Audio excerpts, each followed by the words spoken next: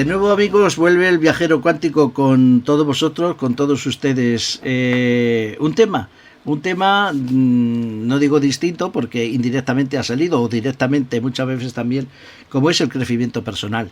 Hoy vamos a hablar del niño interior, del niño, de la niña interior que todos tenemos dentro, que es un término que se refiere a la parte de nuestra psique que conserva la esencia de nosotros mismos desde pequeños, desde la infancia, con nuestros sentimientos, nuestras necesidades y nuestros deseos, que luego pues se transforman o que tienen una repercusión en ese adulto en que todos nos transformamos, y que bueno, pues unas veces nos lleva por un camino mejor y otras veces por un camino peor.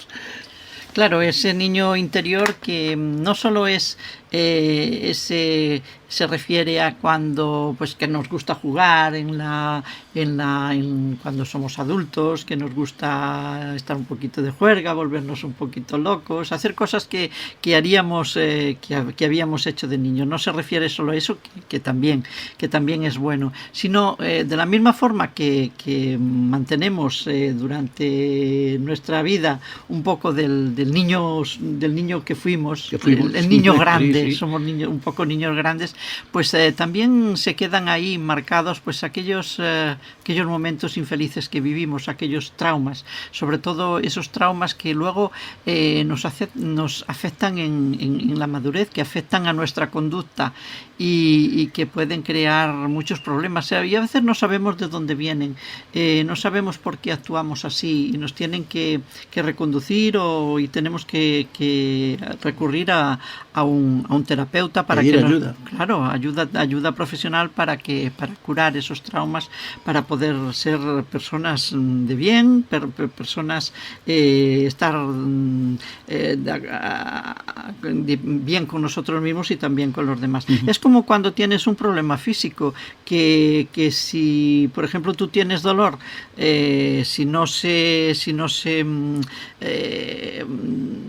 le da cura de dónde viene ese dolor, si no se cura el problema, si no se ataja ese problema, si no se aborda, pues de poco vale que tomemos analgésicos, ¿no? Porque seguirá estando el problema, hay que abordarlo. Pues en el caso psicológico pasa exactamente lo mismo. Hay que saber de dónde vienen esos traumas que afloran en la madurez y que nos obligan a conducirnos de una forma que nos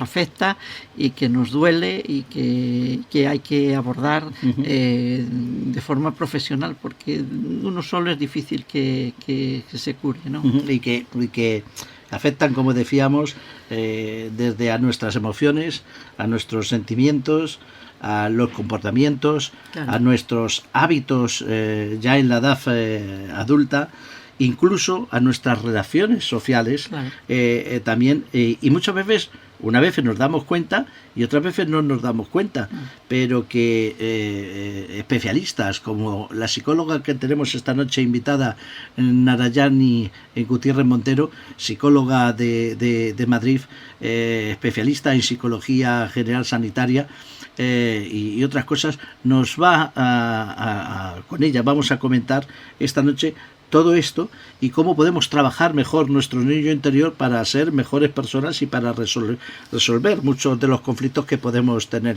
con nosotros mismos, incluso con otros, ¿eh? Por supuesto, conducirnos en la vida de tal forma que estemos bien, como dices, con nosotros mismos y con los demás. Pues vamos con la entrevista de esta noche. Vamos a intentar hablar de todo esto, de sanar heridas emocionales, del desarrollo de la autoestima y de mejorar nuestras relaciones con Narayani Gutiérrez Montero.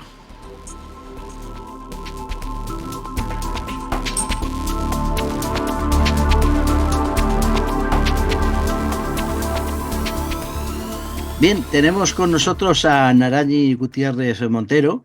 Nara, creo que te podemos decir Nara. Buenas noches. Sí, ¿Cómo estás, buenas, ¿qué Nara? tal? ¿Cómo estáis?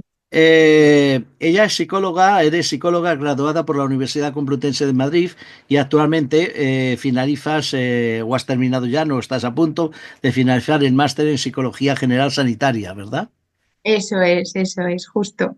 También tienes experiencia como terapeuta aplicando técnicas que conforman el bienestar emocional y el crecimiento personal en el ámbito de los recursos humanos y de los procesos de selección y formación y acompañamiento emocional de equipos, integrando conocimientos psicológicos para promover entornos laborales saludables. Eh, y nosotros nos conocimos indirectamente, bueno, como yo digo, ¿sabes, Nara?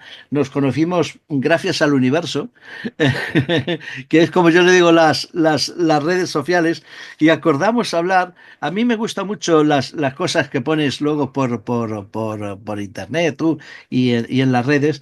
Y te había oído hablar de, pues, desde crecimiento personal a desarrollo personal como factores o como el aquí y la ahora. Y queremos hablar de una cosa que a nosotros, nuestros conocidos y la gente que nos sigue, a veces nos plantea, que es el niño interior, o no sé cómo le dices tú, o el niño en la infancia, y con él sus traumas, sus heridas, que luego tienen sus repercusiones en el mundo de adultos, ¿no?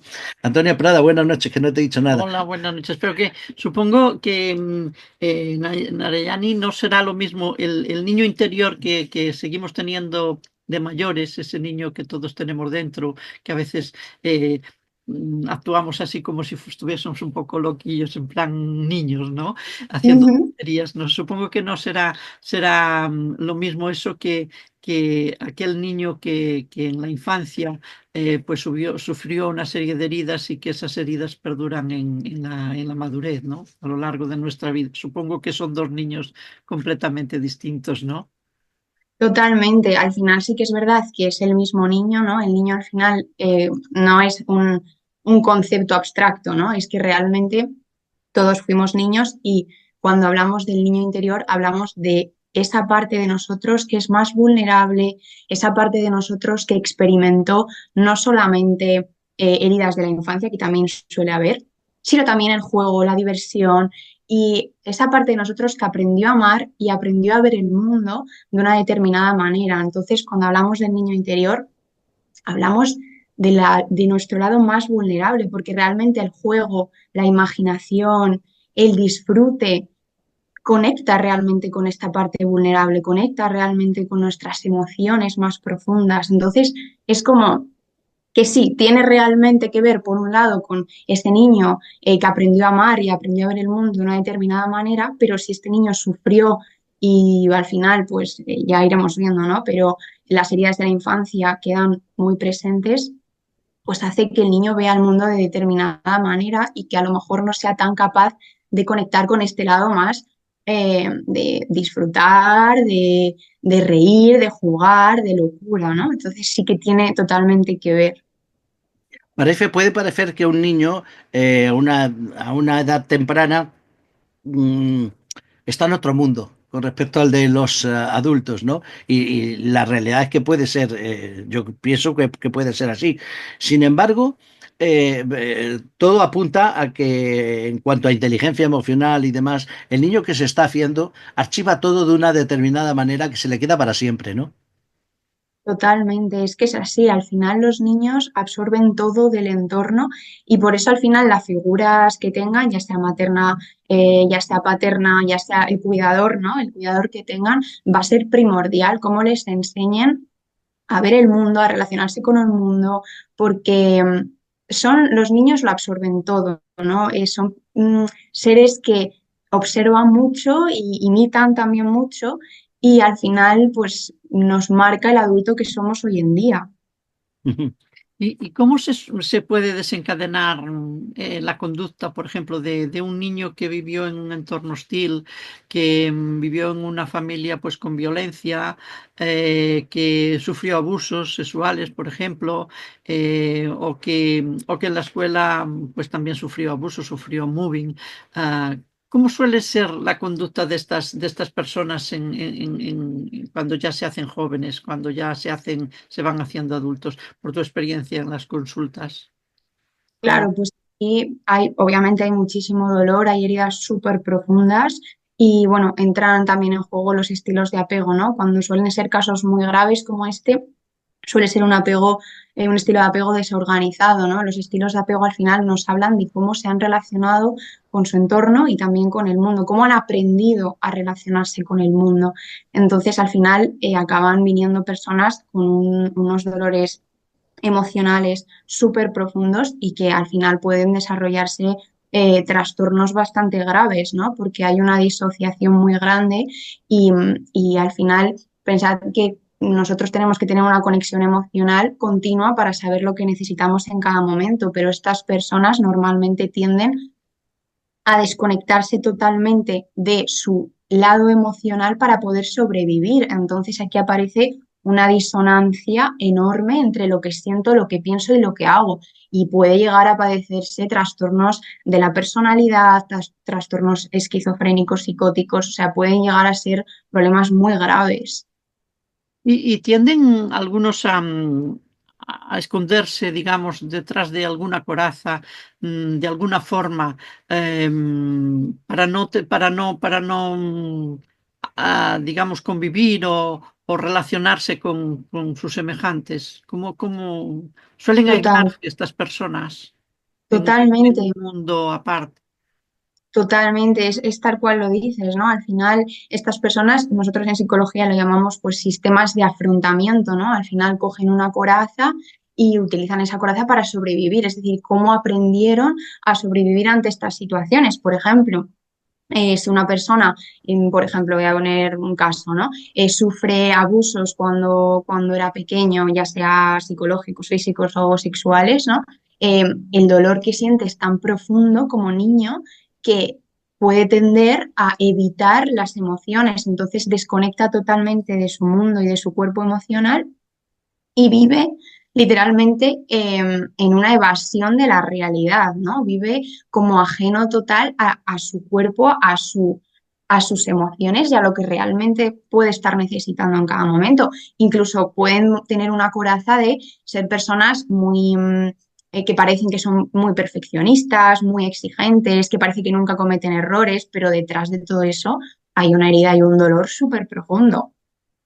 Y, Eso y es. tie- perdona, y tienden a veces a reproducir los esquemas que vivieron. Es decir, si un niño o una niña ha vivido en una familia pues con violencia, tiende a formar una familia también y ser violento, buscar personas semejantes a las de su entorno, del entorno familiar que ha tenido, de esas experiencias que ha vivido. Sí, efectivamente, pero porque al final, cuando eran pequeños, han normalizado ese tipo de Claro. conductas disfuncionales. Entonces, ¿qué pasa? Que luego llegan a la vida adulta y para ellos es normal que les peguen o para ellos es normal que les griten. Entonces, no ven que sea una alarma, no ven que sea una alerta de no tengo que tener este tipo de vínculo, ¿no? Entonces, si no pasan a un plano consciente toda esta problemática que han vivido cuando eran pequeños, puede ser algo muy grave. Pueden volver a crear los mismos patrones que vivieron durante la infancia. Sí, sí. Mm. ¿Cómo se aborda, Nara? ¿Cómo se puede abordar este tema? Porque mira, conforme estás hablando ahora, estás explicando, y en general también a muchas personas que nos escuchan, ya te digo, nosotros tenemos también mucha gente que nos habla y que nos dice, a mí me ha salido en más de una charla que he dado eh, este tema. eh, mm, ¿cómo se conforma una persona? Porque un adulto que tiene esta problemática,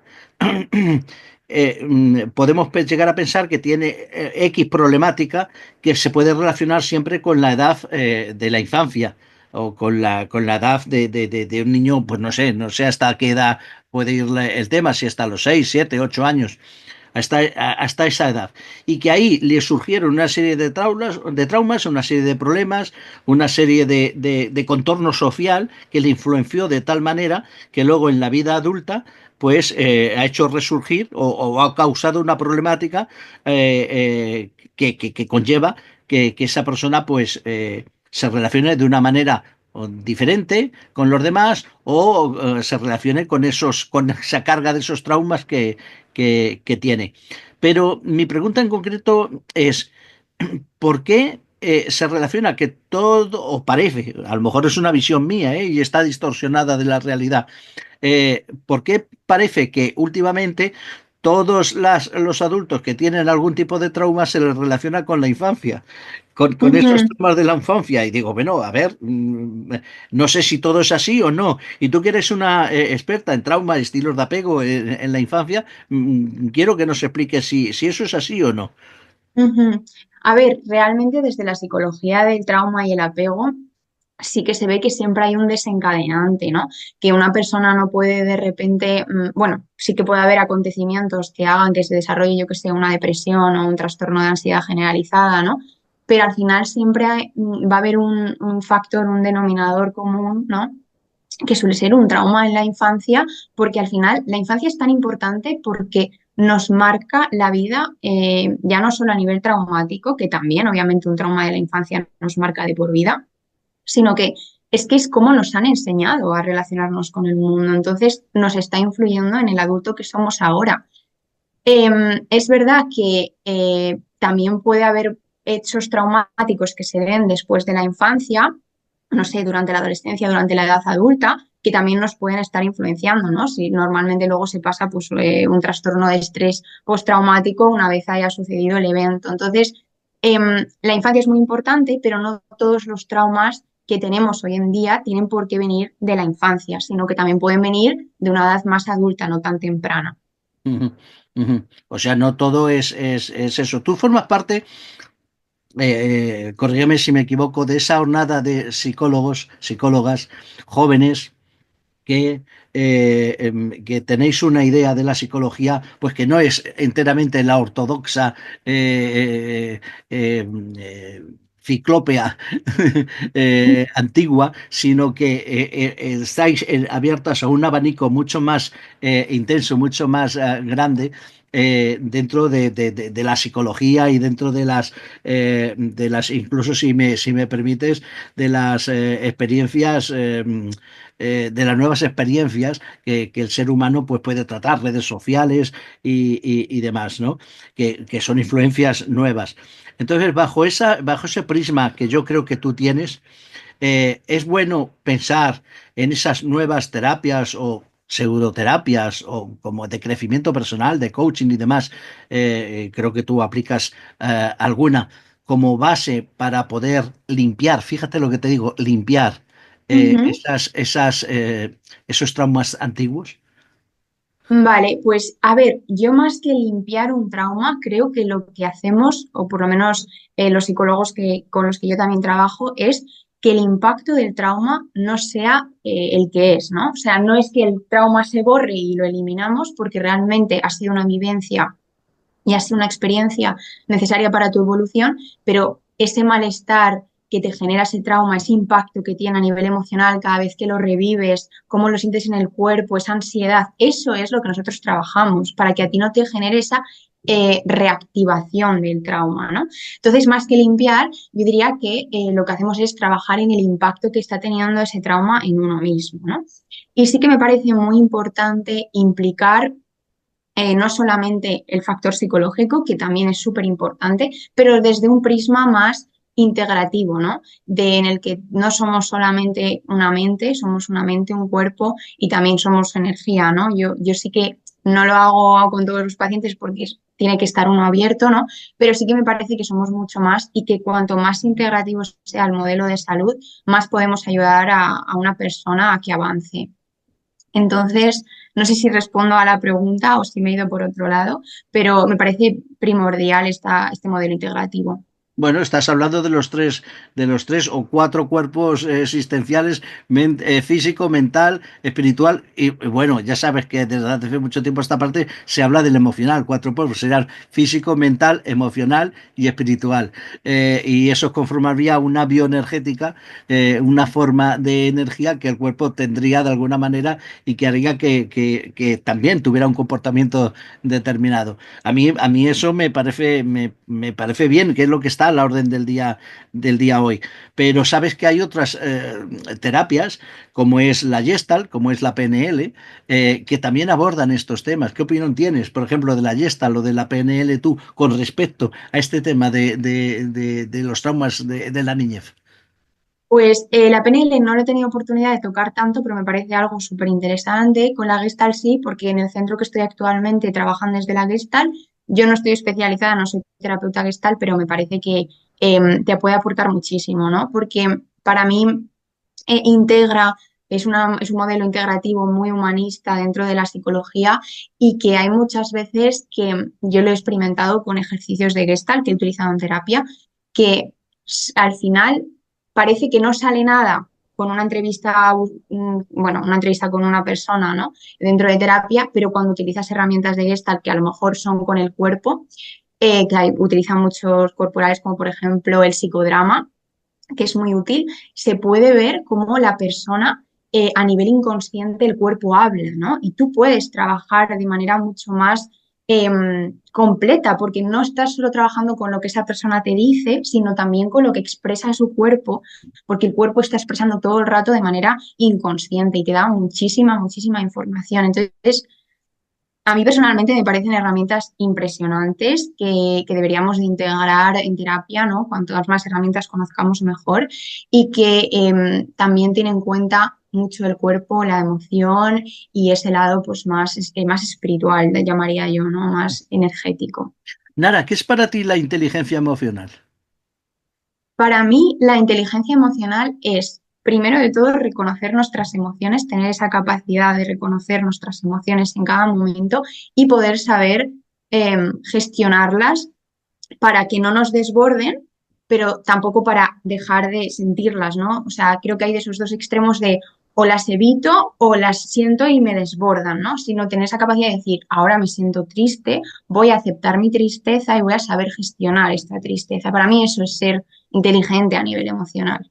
Ujú. Pero ya sabes que hay muchos adultos que lo que hacen es todo lo contrario, restringir e intentar eliminar las emociones, ¿no? O que no se nos conozcan las emociones. Tal vez, Totalmente. tal vez para que otros aprovechen, ¿eh? Totalmente, al final yo creo que también eso viene un poco de lo que estábamos hablando al principio, ¿no? ¿Qué te enseñaron en casa? ¿Qué emociones te enseñaron que sí puedes expresar y qué emociones te enseñaron que no, ¿no? ¿Cuáles han sido aprobadas por tu sistema familiar y cuáles no han sido aprobadas? Y creo que es como una manera de supervivencia porque creo que en esta sociedad actual se nos pide mucho y se nos mide mucho por lo que hacemos, por lo productivos que somos y cuando tú coges y sientes tus emociones, realmente no podemos ir tan rápido como nos piden y estar produciendo tanto. Entonces es como una manera de protegernos y poder seguir siendo productivos. Cogemos, evitamos la emoción y así podemos seguir con nuestro día a día. Claro, esto es lógico. Perdón, Antonio. Pero no dejar que nuestras emociones salgan, eso puede ser contraproducente, ¿no? Yo a veces pienso, cuando hablan de los reyes, la reina, la gente de la realeza, que dices que no pueden expresar sus emociones, no pueden sonreír cuando los demás sonreímos, no pueden llorar cuando lloramos los demás o lloraríamos los demás. Esto debe de crear como una olla a presión en el interior de estas personas y de cualquier otra persona que tampoco pueda expresar sus emociones. Hombre, yo ya me imagino que a veces hay que ser políticamente correctos y te dan ganas de insultar a alguien y de decirle cuatro cosas. Y claro, hay cosas que no, pero no sé, otras emociones restringirlas y taparlas y ponerle un cerco, eso puede ser muy contraproducente, ¿no? ¿Qué piensa la psicología o desde tu punto de vista? Totalmente, o sea, para mí lo más doloroso que hay es la represión emocional, porque no estás siendo coherente con lo que realmente necesitas en cada momento, porque si tú coges una emoción y la estás reprimiendo, no hay coherencia, no estás atendiendo tus necesidades, no te estás priorizando, es una especie de automaltrato. Entonces, creo que en la sociedad también se reprimen siempre las emociones que no gustan, ¿no? Pues la ira, la tristeza, pero bien que la alegría puedes expresarla y explayarte, ¿no? Entonces, habría que trabajar un poco en sociedad por qué realmente me incomoda tanto la tristeza, por qué te incomoda tanto la rabia, qué hay detrás de todo eso, ¿no? Ujú. Y realmente puede ser algo muy peligroso porque si tú reprimes tus emociones, uno, lo que he dicho antes, no vas a saber actuar en base a tus necesidades y por otro lado pueden llegar a salir problemas de salud física porque esa represión emocional al final lo que se está viendo ahora, ¿no? La conexión que hay entre intestino y el cerebro es brutal y al final si tú coges, hay una metáfora en psicología que si tú coges todas las emociones y las metes en una lavadora, como la ropa, ¿no? Y la sobrecargas, la sobrecargas, la sobrecargas y pones la lavadora se rompe, peta, ¿no? Pues esto es igual, si tú metes todas las emociones en tu intestino, porque está conectado, el intestino acaba fallando y yo realmente creo que hay tantos problemas a nivel intestinal porque no estamos atendiendo nuestras emociones, estamos sobrecargados de represión emocional. Ujú. ¿Y cómo se enseña? Bueno, hay otra emoción que es el ser capaz de gestionar la frustración, y de no ser siempre querer ser el primero y el primero en todo y que ser admirado por todos. ¿Cómo se enseña a las personas que tienen resistencia a la frustración a gestionar esta emoción? A saber que, bueno, pues si no ganas siempre, no pasa nada. Si no ganas en una cosa, pues la vida te dará otras buenas, ¿no? No sé si esto Total. dentro de la psicología o me estoy Sí, sí, saliendo un sí, sí. poquito. Sí, sí, totalmente. Es algo que también trabajamos mucho y sobre todo cada vez vienen más pacientes con una baja tolerancia a la frustración. ¿Por qué viene al final? Pues porque de nuevo estamos criando a los niños en base a que tienen que ser perfectos, que tienen que sacar notazas, que tienen que ser súper productivos y al final les creamos un nivel de autoexigencia que no es gestionable. Entonces, el nivel de frustración va subiendo porque se exigen tanto y vivimos en una sociedad tan exigente que cuando fallas es un mundo. O sea, cuando fallas no lo vives como un fallo, lo vives como un error. Una hecatombe. Sí, sí, sí, como si hubiese sido y ya se acaba el mundo, ¿no? Por haber cometido un error y te autoflagelas y es una dinámica bastante dura. Entonces, yo diría que lo primero que hay que hacer desde el ámbito terapéutico es ver por qué o qué relación tienes tú con la frustración, qué es para ti cometer un error, porque hay gente que lo vive de manera desproporcionada que no tiene que ver, ¿no? Y enseñar también a nivel psicoeducativo que los errores están ahí para hacernos crecer como personas, que de los errores aprendemos y que de los errores nacen las grandes oportunidades de crecimiento, ¿no? Entonces, sobre todo ese nivel psicoeducativo y ir trabajando esa herida, porque todo viene de esa relación que tú has generado con la frustración, ¿no? Entonces hay que cambiar esa dinámica, hay que cambiar esa relación para que puedan empezar a gestionarlo de manera más saludable. Nada, pero es que eso yo lo veo cada vez más en gente joven. Claro. No lo veo en gente, lo veo en gente de 20, de 25 años, de 18, de 26, Bueno, que no toleran la frustración. pero es que a cada generación se le ha exigido unas determinadas cosas y la vida va cambiando Pero de yo generación creo, en yo creo que generación. eso va en aumento en cuanto a las Bueno, generaciones. No sé qué piensas tú, nada. Sí, yo creo que sí. De hecho, creo que el problema ahora es que vivimos en la sociedad de la inmediatez. Queremos todo de manera inmediata. ¿Por qué? Porque, bueno, también en parte están creciendo con redes sociales y tú con redes sociales o con internet lo tienes todo de manera inmediata, ¿no? Es decir, yo me quiero comprar unas zapatillas y ya no me tengo ni que desplazar a la tienda por ellas. Le doy a un clic y me traen las zapatillas a casa. Y creemos que nuestro mundo emocional es igual. Y el mundo emocional no es inmediato. El mundo emocional lleva un trabajo y de hecho en esta línea cada vez más terapeutas te venden la idea de una terapia rápida que en 2 semanas vas a estar genial y es como, esto no es coherente, esto está alineado con el marketing de hoy en día que es inmediato, pero realmente las emociones tienen sus tiempos y a nivel personal tu crecimiento tiene un tiempo, ¿no? Entonces, no toleramos la frustración porque lo queremos todo inmediato y cada vez más. pero fijaos, pongo un ejemplo quizá muy un poco hace varias generaciones a las mujeres, por aquello de que en cada generación se exigen una serie de cosas, ¿no? Mm, Pero hace varias generaciones, no tantas, ¿eh? A las mujeres se les exigía pues que tenían que casarse, si se quedaban solteras, una mujer con 25 o 30 años ya era una solterona. Hoy se casan las mujeres si es que se casan o hacen lo que les da la gana y si no tenían hijos pues ya era lo más, bueno, Era lo que se esperaba de muchas de las mujeres en general, por poner un ejemplo de que cada generación se exigen cosas distintas. El hombre tenía que traer el sueldo a casa. Ahora ya no se exige solo al hombre, es que una familia ya no vive solo con el sueldo del marido, tiene que contribuir también la mujer, si no la familia no tira. O sea que cada generación se exige Sí, bueno, pero cosas distintas. en cuanto a la frustración, en concreto, yo es que no acabo de, si hablamos, como hemos empezado hablando del niño, de la niña interior, de ese niño que tiene una vida, evidentemente, y que luego va a archivar una serie de cosas que van a estar en la edad adulta, mejores, peores, y van a salir a relucir en algún momento dentro de su personalidad. No acabo de ver otras cosas sí, fíjate, Nara, pero esto de la frustración no lo acabo de ver, porque la frustración en personas tan jóvenes, ¿cómo fue su infancia para tener esa Ujú, frustración ahora? O sea, ujú. porque, quiero decir, hace, no sé, los jóvenes que nos estén viendo, no sé, pues, hasta 20 años, 25 años, jóvenes que de alguna manera no toleran bien la frustración, fueron niños hace nada hace eso, pues 15, 20 años. Hace 20 años en realidad no había los ordenadores que hoy los tenemos, con lo cual ni estaban las redes sociales como están ahora.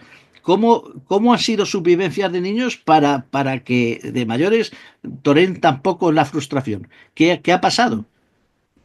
Claro, a ver, al final aquí esta generación que está entre medias de la gente que ha vivido con las redes desde que nace más o menos, ¿no? Y la gente que no, al final la baja tolerancia, yo creo que hace eso, 20 años más o menos, hemos dado como un boom muy grande de exigencia. Es decir, tú antes, a lo mejor, no sé, me equivoco porque no es mi generación, ¿no? Pero me da la sensación de que había más posibilidades, más oportunidades de trabajo. No necesitabas tener 20 másters, hacerte una carrera, había más oportunidades, ¿no? Y se te valoraba más por quién eras.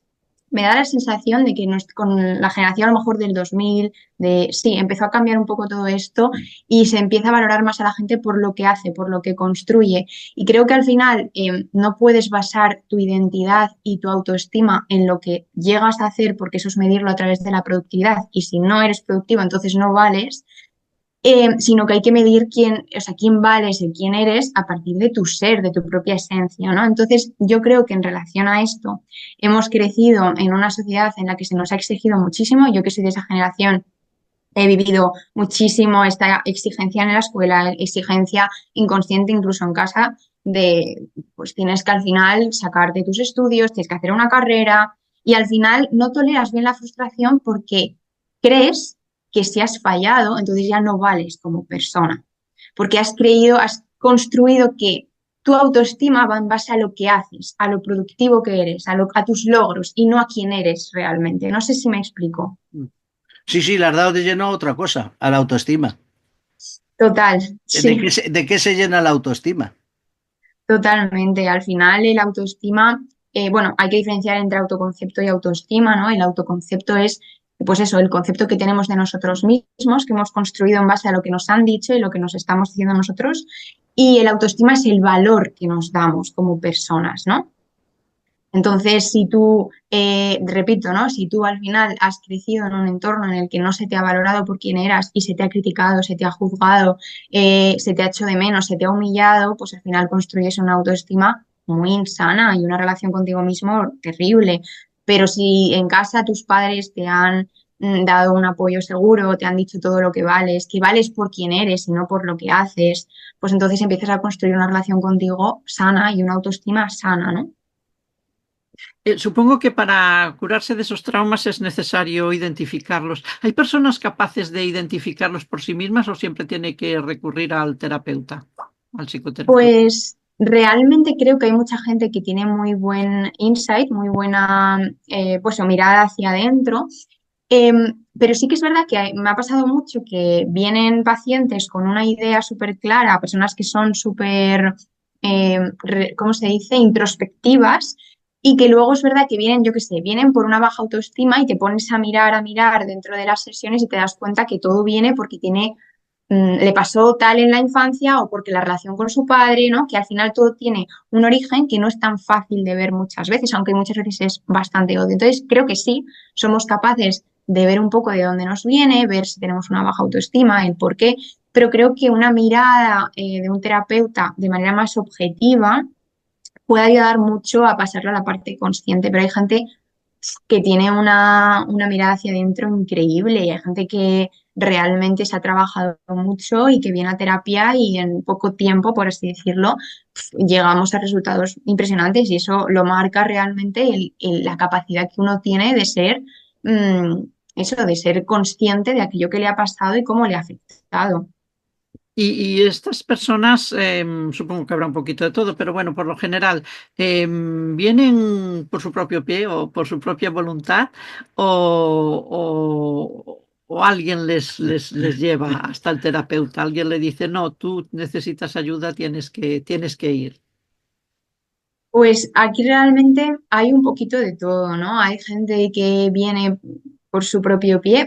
A mí me está sorprendiendo mucho que últimamente me vienen más pacientes jóvenes, ¿no? De 20, 23 años que vienen ilusionadísimos con ir al psicólogo y como que creo que también hace mucho el constructo social del psicólogo, que ahora los jóvenes hemos crecido más con esta figura del psicólogo, la hemos normalizado y a lo mejor personas más adultas la figura del psicólogo se sigue relacionando a estás loco si vas al psicólogo, ¿no? Entonces, hay un poco de todo. Creo que las personas más mayores, de edad más avanzada, todavía les cuesta un poquito más, pero hay grandes avances, pero que van más cuando han tocado fondo, ¿no? Y yo siempre digo que el psicólogo está para mantenerte, no tienes que llegar a tocar fondo para ir a un terapeuta. Y me está sorprendiendo mucho que hoy en día, sobre todo los jóvenes, ¿no? De 20, 23, 19 años, ya van al psicólogo por su propia voluntad y trabajan de manera increíble, saben muchísimo de psicología, están superpuestos. Bueno, Así que bueno, hay un poco de todo. Pero Sí. buscan a veces que la terapia sea a base de pastillas o saben bien que el psicólogo quizá no le va a dar pastillas, sino que le va a aplicar una serie de terapias que nada tienen que ver con la medicación. Ujú. De hecho, hay bastante resistencia al tema de tomar medicación dentro del ámbito de psicología. Es verdad que los psicólogos no tenemos esa labor, lo hace el psiquiatra. Pero de hecho creo que hay mucha gente también joven que está sobrediagnosticada y sobremedicada, de que a lo mejor van al médico de cabecera y pues obviamente no tienen los recursos y directamente les mandan pues eso, pastillas para la ansiedad, lorazepam o lo que sea, ¿no? Y al final no les ha visto antes ni un psiquiatra, ni un terapeuta, ni un psicólogo.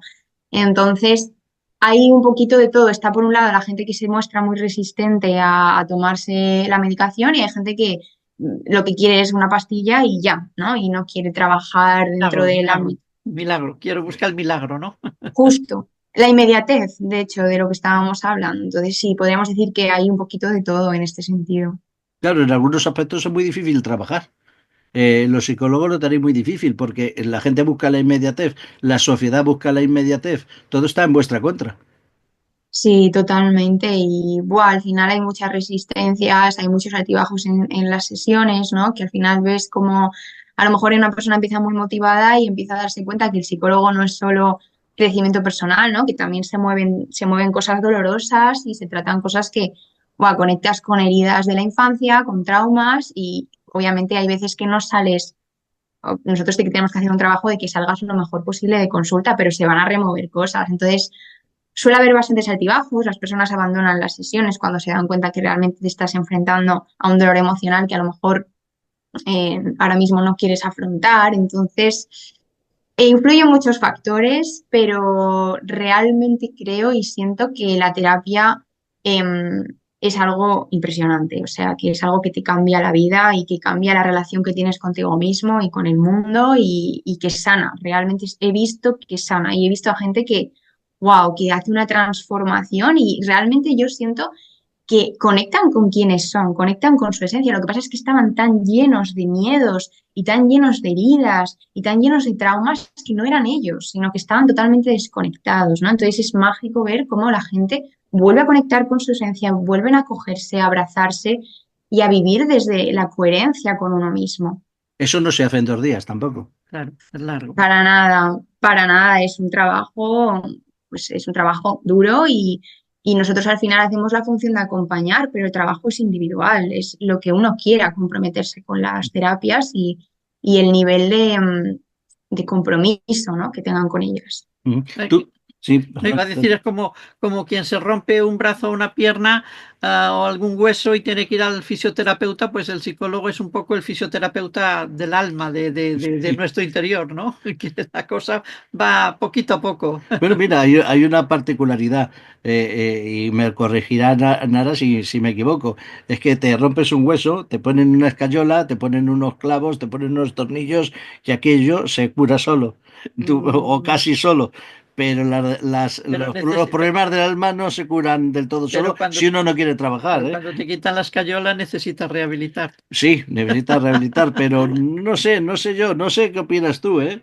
No sé si es lo mismo, Nara. No, no, Pero no, bueno, claro que no es lo mismo. eh, No es lo eh, mismo porque la mente yo siempre digo que es como un guerrero indómito, ¿no? Que es muy difícil someterlo.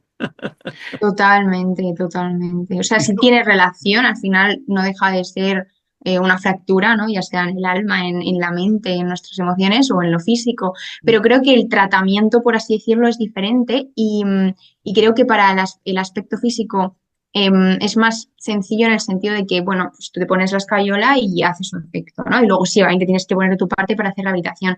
Pero cuando hablamos de una terapia psicológica, si no hay compromiso por tu parte, ay, y si no, no funciona. O sea, a mí que llegues y sea pasivo de dime lo que tengo que hacer, esto ha sido como bastante recurrente, ¿no? Que hay gente que cree que va a un psicólogo, dime qué tengo que hacer, ¿no? Y hay gente que lo deja porque decía, es que no me has dicho que cómo tengo que hacer las cosas, ¿no? Y realmente no es esa la función, es que es algo, es tu propio proceso, tu propio camino. Yo estoy aquí para acompañarte, ¿no? Y ayudarte, pero a partir de ahí es tu propio trabajo individual. claro, es lo que pasa con la inmediatez que decíamos antes. Si uno no está dispuesto a acompañarse a sí mismo, porque parece que uno tenga que acompañar al psicólogo. No, el psicólogo le acompaña a uno, el terapeuta le acompaña a uno. Él va explicando, experimentando, dando sus ideas de cómo le va la cosa, y entonces ahí está ese acompañamiento. Pero si no hay ese feedback, es imposible, es que es imposible trabajar con nadie, ¿no? Y claro, cuando alguien quiere inmediatez, eso desde luego a veces, no digo que no pueda sonar la campana en algún momento determinado, pero lo normal es un trabajo entre los dos, ¿no? Pero, ¿y Ujú. qué papel juega el entorno? Me refiero al nuevo entorno, no al El del de que ahora. viene herido o herida esa persona de la infancia, sino el nuevo entorno en el que vive, por ejemplo, una nueva familia, el trabajo, de todas esas personas que el día a día nos rodeamos. ¿Qué papel puede desempeñar el entorno más inmediato, el de la familia con el que convivimos? Porque a veces hay personas que estando muy rodeadas de gente se sienten muy, muy, muy solas y cuando tienen un problema se sienten más solas todavía porque topan con la incomprensión de ese entorno. Entonces a veces supongo que de poco vale que vaya al psicólogo y que esté luchando el psicólogo y él por sacarle por corregir, por curarse de esos traumas y de esos problemas si el entorno no le ayuda, ¿no? Si espera Totalmente. demasiado de él, también rápido, rápido, tú estás tonto, tú estás loco, espabila, ¿no? Y eso, O pues, sea, que sacar a alguien de ese er- entorno es muy difícil también. claro. Totalmente, has dado como en la clave, ¿no? Que al final el entorno es algo que influye muchísimo y no te voy a mentir, yo sí que he visto situaciones en terapia que un paciente va mucho mejor, pero el entorno le está jugando un poco en contra, ¿no? Claro. Entonces, también se trabaja mucho el poner límites, porque creo que en general la sociedad no nos han enseñado a poner límites sanos de manera asertiva y que tenemos bastantes límites disfuncionales, ¿no? Que no están funcionando, que nos están dañando y muchas veces, por ejemplo, ¿no? Imagínate una mujer que está con un marido que la está maltratando psicológicamente o una niña que está con padres que están abusando de ella a nivel psicológico, me refiero maltratándola psicológica físicamente, pues por mucho que tú trabajes, si el entorno, si llega a casa y no tiene un espacio seguro, Claro. es muy difícil. Es Pero muy difícil. Pero supongo que tampoco es bueno que cuando esa persona tiene un problema que el entorno le trate como con compasión, que quizá a veces también es bueno que le den un tirón de pelos en sentido metafórico, decir, venga, vamos a luchar, vamos a hacerlo, no, no hay pobrecito, y dejarla un poco así en su, en su, Sola. en su río de miseria, entre comillas, ¿no? Ujú. Bueno, creo que por un lado sí que es muy importante validar las emociones de la persona que está sufriendo, ¿no? Pero tampoco es positivo vivir en la victimización y en la lamentación porque realmente cavas un poco tu propia tumba. Entonces yo creo que el papel fundamental que tiene que hacer bueno, pues el entorno, ¿no? O una pareja, un familiar, es pues acompañar desde la comprensión, desde la validación, pero siempre desde el reforzar que esa persona puede con ello. Tú puedes con ello, eres una persona fuerte, siempre, por así decirlo, potenciando pues aquel lado de esa persona que realmente puede sacar adelante esa situación, ¿no? Pues acuérdate cuando eras un adolescente y te pasó esto y tú lograste salir de ahí, recordarle que realmente vale y que esto es una prueba muy complicada y que empatizas con esa persona porque está siendo algo muy difícil y muy duro, pero que ya igual que lo ha conseguido en otras ocasiones, esta ocasión también va a poder con ello, ¿no? Entonces, un poco como ambas y estar ahí para lo que necesite. Mm. ¿El diálogo interno qué es? El diálogo interno se construye en la niñez en base a lo que nos dicen, lo que nos decimos y lo que aprendemos un poco de relacionarnos con nosotros y con el mundo, ¿no? Y el diálogo interno es esa vocecilla que tenemos todos que nos va diciendo, pues, puede ser desde la autocompasión o desde el castigo de, ay, lo estás haciendo muy bien, ay, lo estás haciendo muy mal, no tenías que haber dicho esto, ¿cómo se te ocurre preguntarle esto a tu jefa? Pero, o no pasa nada, puedes con esto, todo va a salir bien, eres una persona fuerte. Hay como esos dos diálogos de manera así muy dual, ¿no? Que luego siempre hay puntos medios, pero sí, es esa vocecilla que creamos desde que éramos niños y vamos construyendo hoy en día también en base a nuestras experiencias y lo que nos vamos contando. Ujú. Y la podemos, a ver, a lo mejor no es la palabra exacta, pero bueno, domesticar nuestro yo interior, nuestro diálogo interno. Sí, totalmente. De hecho, una de los ejercicios que hacemos en terapia, ¿no? Y lo que se trabaja muchísimo es este diálogo interno, porque como tú te hables va a ser clave para cómo interpretes cada situación. Es decir, yo siempre digo, ¿no? De una situación no es objetiva, es lo que tú te cuentes que ha pasado. Si tú te cuentas que lo que acaba de pasar es un drama, para ti va a ser un drama y lo vas a vivir como un drama y te va a doler. Si tú te cuentas que lo que está pasando es súper divertido, entonces lo vas a vivir como muy divertido. Entonces es primordial trabajar con nuestro diálogo interno y cómo nos comunicamos con nosotros mismos. Ujú. ¿Qué es una persona tóxica? Mm. Pues una persona tóxica, bueno, aquí hay bastante controversia dentro de los psicólogos, pero yo diría que es más la toxicidad que causa en ti una persona, ¿no? No tanto que es tóxica, sino que a ti te está generando toxicidad.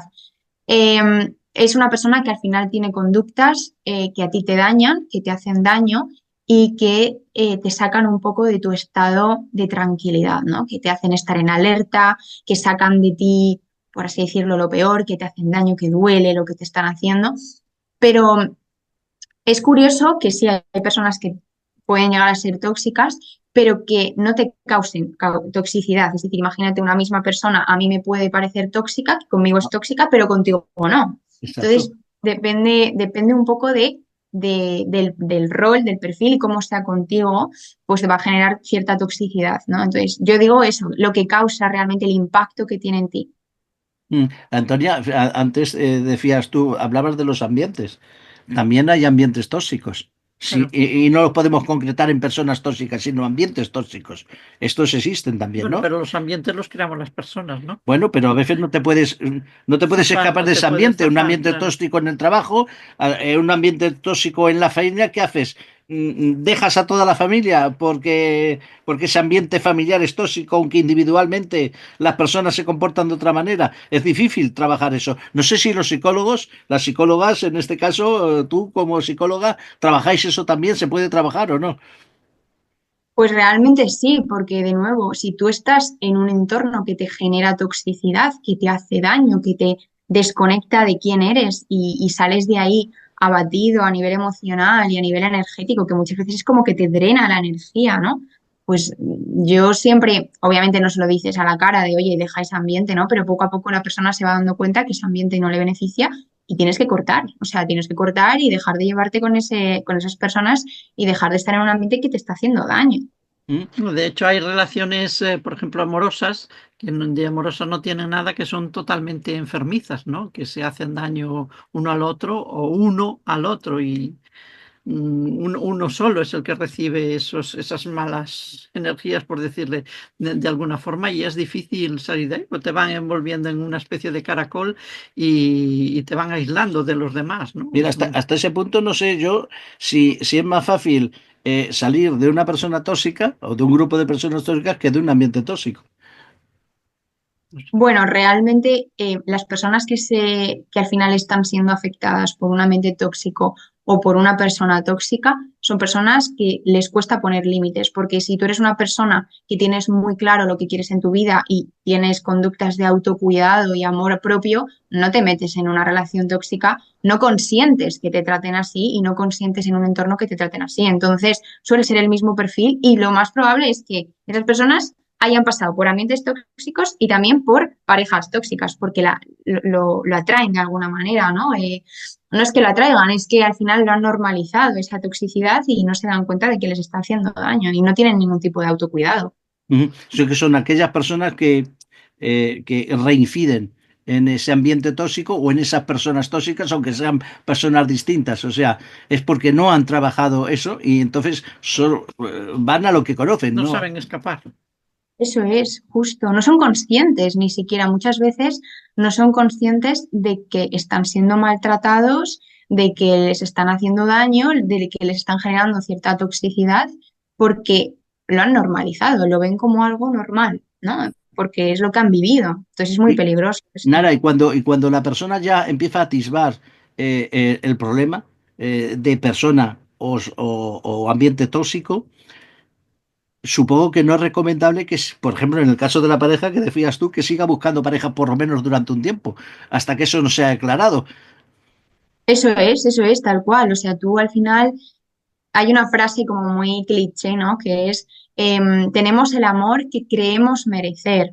Si tú dejas a una persona y te metes en otra relación, lo más seguro es que sea igual, porque tú crees que mereces ese tipo de relación. Entonces, sí, deberías de pasar un tiempo solo o sola y hacer un trabajo interior y pasar al lado consciente todas esas heridas para que cuando se presente patrones similares tú digas, esto no lo quiero en mi vida porque no me lo merezco, porque no me merezco esto. Y si no haces ese trabajo, entre relación y relación, vas a seguir atrayendo el mismo tipo de personas, vas a repetir patrones y va a ser un bucle infinito, ¿no? Como un periodo de desintoxicación, digamos. Tal cual, tal cual, tal cual. Volviendo al tema de los traumas infantiles que afloran en la madurez o en la juventud, para que se cure esa persona que tiene el trauma, a veces es necesario llamar también a las personas que le han causado esos traumas. ¿Te has encontrado con personas que están dispuestas a ir a la consulta y explicarse y hablar o no? ¿O esas personas no suelen, Ujú. no se suele recurrir a ese procedimiento para curar a esa persona que ha ido al psicólogo? Normalmente no, pero porque al final, bueno, depende también el trauma que tenga, ¿no? Porque nosotros podemos traumatizarnos bueno, hay diferentes o sea, hay diferentes niveles de traumatización, ¿no? Hay niveles muy altos en los que, yo qué sé, se ha sufrido un abuso sexual Claro. o un abuso psicológico físico. Estamos hablando de algo muy grave en el que la persona normalmente suele ser una persona con una personalidad narcisista, un psicópata o, yo qué sé, una persona que no ha tenido empatía con un niño, ¿no? Para haberle hecho algo así, o que también ha normalizado, le han hecho lo mismo en su infancia. Entonces, normalmente sí que lo mejor es un contacto cero con esta persona para poder tú seguir adelante, pero luego hay que traumas, ¿no? Yo también conozco gente que se ha traumatizado con algo que tú realmente ves como, bueno, a lo mejor tu madre no fue consciente de esto, ¿no? Es algo muy pequeñito que tu madre realmente tenía una buena intención, no lo hizo a propósito y que realmente sí se puede trabajar y traer a sesión a la madre, padre o figura, la figura que estuvo presente durante su infancia y que se llegue a pues hablar y consensuar y sanar un poco juntos y desde la comprensión mutua, ¿no? Entonces depende un poco del nivel de traumatización que haya. Mm. Nara, ¿qué consejos puedes dar para que fortalezcamos? No digo para trabajar ese niño interior, porque va a depender del trauma de cada uno, de los ambientes, de todo esto que hemos hablado esta noche, pero ¿qué consejos puedes dar a la gente que nos está escuchando, más jóvenes, menos jóvenes, para fortalecer su niño interior? Vale, pues yo aquí sobre todo hablo de vivir en coherencia con lo que somos, con lo que sentimos y con lo que hacemos. Y algo que me parece súper bonito y es un ejercicio que yo practico mucho, yo individualmente, porque todo lo que propongo en sesiones ya lo he practicado, porque me parece bastante útil vivir y trabajar desde la experiencia, es conectar con este niño. Es decir, a mí me parece que a veces directamente sale nuestra voz autocrítica de cómo Claro. has podido cometer este error, eres imbécil, ¿no? O sea, incluso te insultas, te agredes verbalmente. En ese momento para. Imagínate a ti de niño con 4 o 5 años y a ese niño también le estás diciendo lo que estás diciéndote a ti ahora mismo, porque ese niño vive en ti. Entonces creo que eso ayuda mucho a frenar, a parar y a ver que realmente tú eres el adulto que ahora puede acoger y prestarle un lugar seguro a ese niño que fuiste, ¿no? Entonces, para trabajar desde el niño, este ejercicio me parece súper útil, ¿no? Que cuando haya alguna agresión hacia nosotros mismos, paremos y conectemos con este niño, que lo veamos y pensemos, pues que también estamos insultando a este niño que está dentro de nosotros. Ya ahí seguro a mí me pasó que fue como, uff, me dio hasta pena, ¿no? ¿Cómo puedo estar gritando y hablando así a una niña que también vive en Ujú. mí? Entonces me parece súper útil, ¿no? Si lo quieren practicar en casa. Pero es que es muy curioso esa voz autocrítica que todos tenemos dentro, que nos dice cosas buenas y cosas malas, que cuando pensamos algo bueno, efectivamente es ese Dios o ese diablo que habita en nosotros, ese ángel o ese La voz diablo. de la conciencia, digo. Sí, pero es una voz de la conciencia crítica, o sea, que lo mismo te alaba, que lo mismo te tira por el suelo. Y entonces supongo que esta conciencia, O te tienta o también. bueno, que también que te tienta, pero esa voz que es degradante, esa es la que hay que eliminar, ya la que tenemos que pensar, como dice Nara, en ese niño que éramos, que no tenía esa voz, que para él todo, ese niño o esa niña era bueno, estaba bien, ¿no? Eso es. Y ser súper autocompasivos. ¿Cómo tratarías tú a ese niño ahora, ¿no? Como adulto que eres. Seguro que lo tratarías desde el amor, desde el cariño y desde prestarle un entorno seguro. Entonces, ofrécetelo a ti también. Ujú. Bueno, hasta ahora hemos hablado sobre todo del paciente, de la persona que ha sufrido un trauma, que recurre al terapeuta. Hablemos del terapeuta. Cuando después de haberse sometido a esas terapias, a esos consejos que le dais, a ese ánimo, los terapeutas a esa persona, y llega un buen día a la consulta y le preguntáis, supongo, ¿cómo te encuentras? Y te contesta, pues yo creo que lo peor ha pasado. ¿Cómo os sentís cuando veis que esa persona ha superado? Ella ya sabe, uno ya sabe que está bien, que Que va no a va a tirar volver atrás. adelante, que va a tirar adelante. Bueno, lo de volver atrás a veces es un poquillo un tira y afloja, ¿no? Pero por lo menos que ahora ya está bien. ¿Cómo sentís? Pues la verdad es que es súper gratificante. Hablo de mi propia experiencia porque yo personalmente trabajo, hay psicólogos que trabajan diferentes, pero yo trabajo desde la empatía y desde el cariño y me parece algo muy personal. Y sobre todo siento orgullo por ellos, ¿no? De, wow, es que realmente eres una persona muy fuerte, que lo has conseguido tú.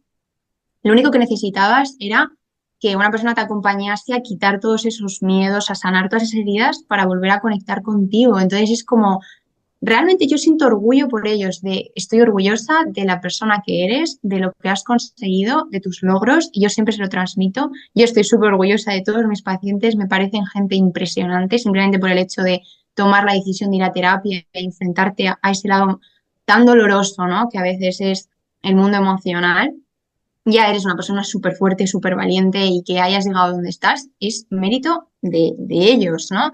Y a mí me enorgullece muchísimo. La verdad es que a veces hasta me emociono, ¿no? De ver como los cambios y la transformación que experimentan estas personas. Y es difícil o es fácil, pues si surge cualquier cosa en la vida de esas personas que vuelvan a recaer, es porque lo que decía antes, puede ser un tira y afloja, ¿no? Hoy estoy estupendamente, creo que lo peor ha pasado y tú estás contenta como psicóloga, pero hay que estar alerta, ¿no? Supongo, para que no se vuelva a recaer, digo yo, pregunto. Sí, por supuesto. A ver, también depende de los casos, ¿no? Hay casos que son más graves y casos que pues son más llevaderos. Pero sí, siempre es posible que haya alguna recaída porque se te dé alguna situación en tu vida que sea muy compleja, pero ya partimos de que esa persona se ha trabajado mucho, de que se va con muchas herramientas, de que se va pues sanado, ¿no? Entonces no le va a resultar tan impactante como lo hubiese resultado si no hubiese habido un trabajo interior detrás. Pero sí, hay gente que vuelve temporalmente porque ya no se tiene que trabajar, por así decirlo, desde cero, sino que es como más para ayudar a esa persona durante ese ciclo vital que le está haciendo daño, ¿no? Para que no llegue a ser algo disfuncional y demasiado dañino, ¿no? Pero creo que ya no es igual, creo que es un acompañamiento desde otro punto, ¿no? Ya tiene una serie de fortalezas, ya no está tan vulnerable, ¿no? Supongo. Eso es, y al final tiene ya unas herramientas que joder, al final le acompañan y al final ha habido o sea, ha habido una transformación previa que ahora lo va a hacer de otra manera, va a afrontar la situación de otra manera. Ujú.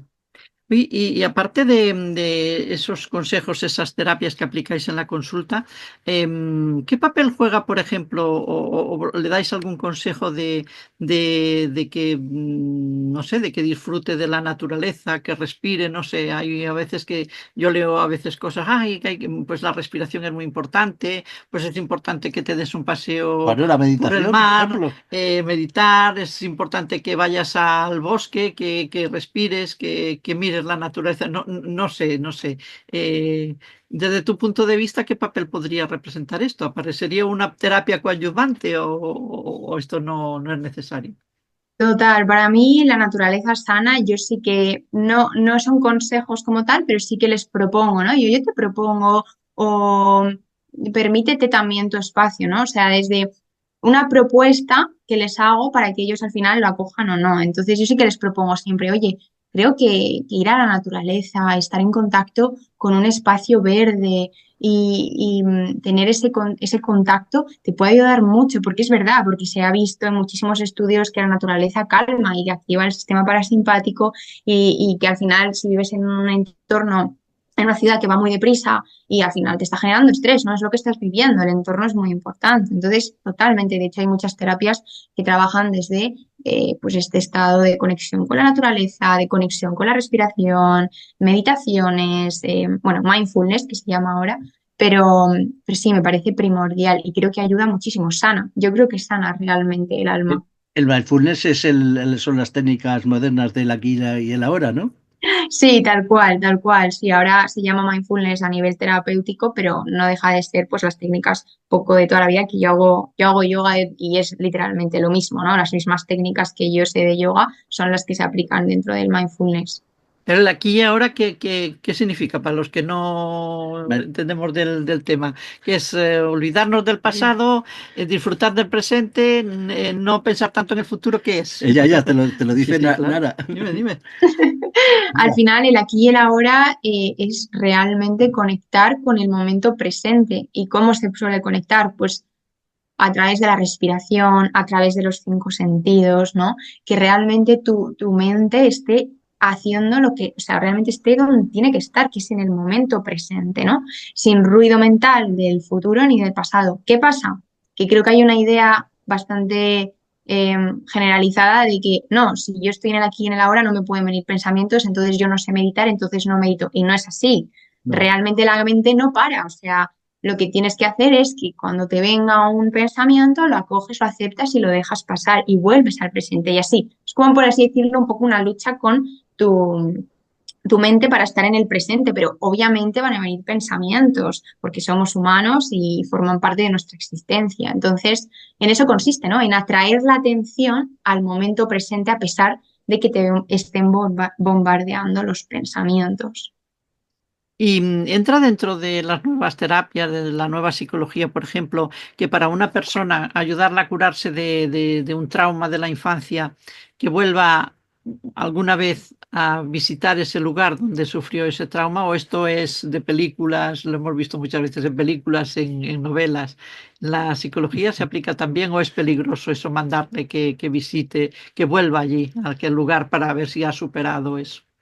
Pues hay terapias que sí que lo hacen. De hecho, bueno, la persona tiene que estar bastante preparada, ¿no? Porque es algo muy impactante y algo muy difícil. Pero bueno, el MDR, que ahora está bastante a la orden del día, es una terapia que se utiliza, un ejercicio que se utiliza con el movimiento ocular. Nosotros cuando dormimos estamos reprocesando toda la información que hemos recogido durante el día y el cerebro lo lleva a la memoria a largo plazo, hace un movimiento oscilatorio entre los ojos. Entonces, en terapia se replica ese movimiento para que el trauma, el impacto que tiene el trauma empiece a disminuir, ¿no? Entonces, en ese momento sí te está llevando a cuando sufriste ese trauma para ir cambiándole el impacto que tiene en ti.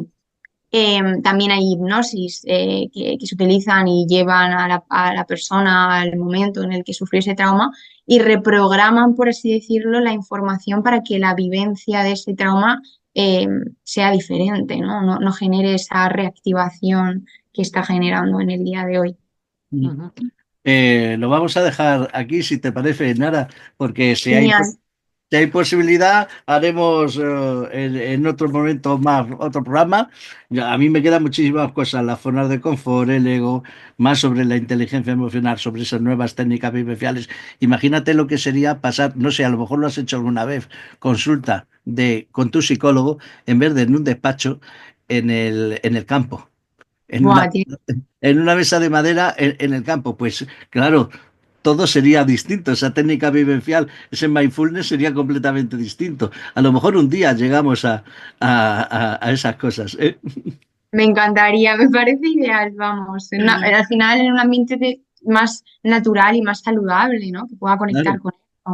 Y mucho Total. más, y mucho más fácil que esa persona se ponga en situación con su psicólogo, su terapeuta, allí en ese momento, que no en un despacho que pues muy bien acondicionado, que los tenéis, efectivamente, no es lo mismo, porque viene de la gran ciudad o viene de una ciudad, viene a un despacho y no es lo mismo que estar en el campo. Pero bueno, pero ya sabes que eso también existe. Narayi Gutiérrez Montero. Muchas gracias por estar en el Viajero Cuántico. Te agradezco de verdad mucho. Una persona joven como tú que se ha enfrentado a todas las preguntas sin ningún problema. No ha habido ningún problema porque dijeran ni pusieran ni siquiera una mala cara a alguna de las preguntas. Te agradezco. Sé que has esperado con ilusión aparecer en el Viajero Cuántico. Nosotros también, ya hace tiempo que contactamos, queríamos estar contigo y aquí nos tienes para lo que quieras y dispongas también, ¿vale? Genial, muchísimas gracias por darme este espacio, poder comunicar y ha sido un placer hacerlo con vosotros. La verdad es que sois un encanto y he disfrutado mucho, así que muchísimas gracias. Cuando escribas un libro, ya sabes, este programa va mucho de libros. De libros también. Ya me queda poco. Poquito a poco, ¿verdad? Aunque lo pondremos luego en las redes, se te puede encontrar a ti como Nara, ¿cómo te puede encontrar la Sí, en Instagram, que tengo hace poquito las redes sociales, soy nara.consciencia. Entonces ahí me podéis contactar, bueno, ver un poco el contenido que lo subo con mucho cariño y para cualquier cosa que necesitéis, pues ahí estoy. Muy bien, pues muchas Muchas gracias, gracias, ha sido un Nara. placer. Muchas gracias. Gracias. Cuídate mucho. Dios. Igualmente. Chao, chao. Amigos, amigas, hasta aquí el viaje de hoy. Nos volvemos a ver en la próxima aventura del Viajero Cuántico. Gracias a todos por estar ahí.